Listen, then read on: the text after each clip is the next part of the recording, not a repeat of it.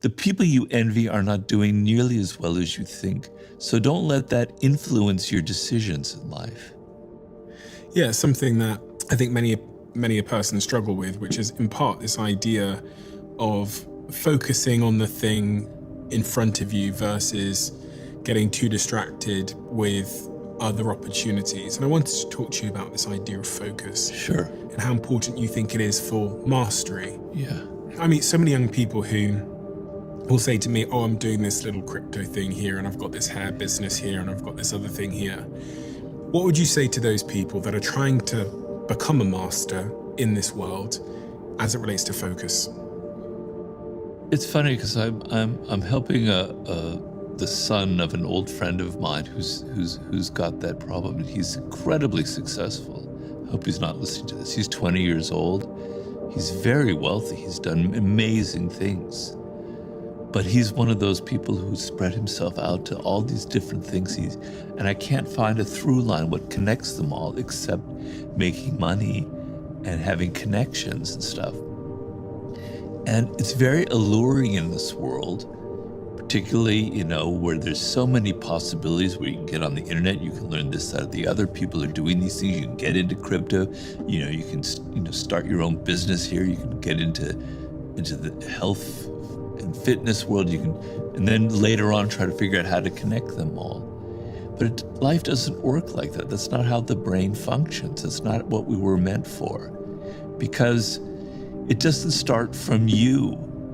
The whole thing has to start from you. It can't start from the world. It can't start from what other people are doing. It can't start from what's sexy. It has to come from within.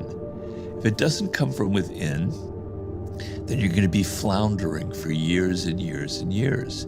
And so what I've done with this young person, whose name I won't mention, but I love dearly, is what is it that really is in your heart? What is it that you really, really love? How can we connect this crypto with this media business that you're starting, with this sports world that you're starting, with this fitness thing? What connects them all, And to me, I was getting the sense, we haven't solved it yet, but he's kind of excited by celebrities and by that world. And that's fine. I think there's nothing wrong with that. So I'm saying, well, maybe what connects all this is the film business, right? Because the film business is pretty wide-ranging. To be a producer, to raise money, you're dealing with all kinds of different people, you're networking, you're meeting starlets, it's a glamorous life, but it's focused, okay? So, when you focus on something, the world just kind of opens up, but you have to be focusing on the right thing. So if you were meant to be a writer and then you decide because you want money to go into law school and then you focus very deeply on law school, what will happen is for a year or two, you'll be able to skid by, but then the wheels will start going slower and slower because you're not interested in it. You're not connected to it. You get bored and your focus will start falling to pieces. But if it's something you love, you can focus on that for 7, 8, 10, 12 years and never get bored. From observing a certain family member of mine do a very similar thing, part of it as well is that when she would start one pursuit, starting X business, it would get hard, as it always does. And when you look over at the person across the road, they seem to be having a much easier life with their thing, or with their crypto, or with their whatever. Yeah. And they tell you the story of how much money they've made and how easy it was, whatever. So you get tempted into believing that the grass is greener, and you pursue that. So now you're doing two things. Now your first thing starts to suffer. Yeah. And I think especially in the early season of life, when you don't have Elon Musk resources, much of the game is focusing enough on one thing to build those resources so that you have the chance of being able to do it more than one thing or spreading your bets a bit more. But in that first season, when you're in resource accumulation phase, I think my early investors in my company, I remember one day emailing my first investor, who's a very successful man, and saying, I've got an idea. And it was an idea other than the one he'd invested in. And I remember the email I was 18 years old, And he Whoa. hit me so hard on that email. He was like, if you don't focus on one thing, you will never, ever But be you were the successful. one that was interested in this other. Yeah, I was trying to. He was the one. Yeah, so my investor, he was a very successful man, and I emailed him this other idea, which I thought was amazing. Yeah. And he just sent me this email back, which was like being hit by a whip. And he was like, if you don't focus on one thing now, you will never be successful. Because also you rob yourself, as you said, of the chance of accumulating deep skills. Yeah.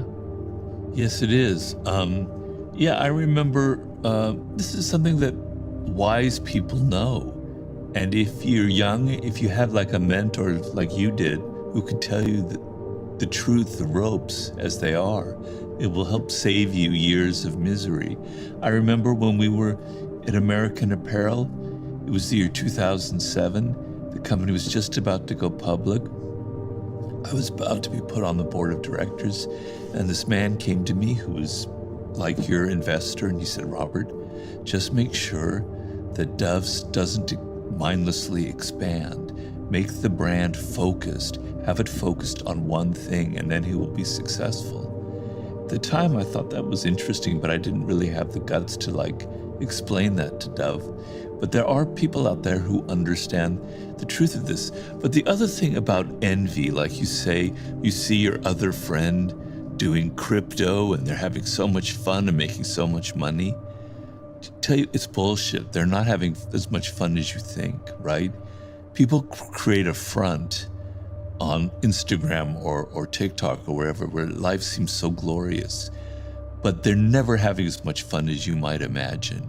You know, in my book, Laws of Human Nature, I talk about Aristotle Onassis, who in the 60s was the wealthiest man in the world. He was married to John F. Kennedy's widow, Jacqueline Kennedy, Jacqueline Onassis. Who could be happier than that? He had yachts, etc.